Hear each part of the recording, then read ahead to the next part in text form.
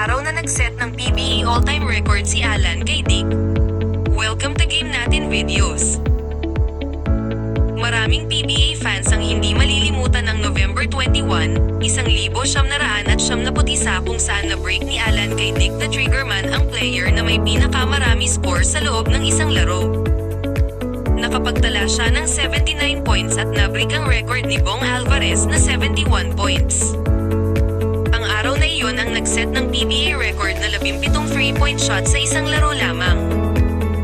Naging mas impresibo ang kanyang accomplishment dahil ito ay nangyari laban sa Ginebra San Miguel sa Reinforced Conference na kung saan meron import ang mga koponan.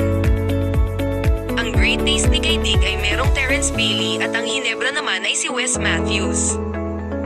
Ang araw na iyon din ipinanganak ng kanyang wife ang first child nila na si Mariel Clarice. Ito ang isa sa mga best performance ng The Triggerman. Marahil, itong game na ito ay alay niya sa kanyang asawa at anak. Please follow and subscribe sa Game Natin Videos para sa dagdag kaalaman. Write the Philippines Basketball Diaries. Thank you for watching.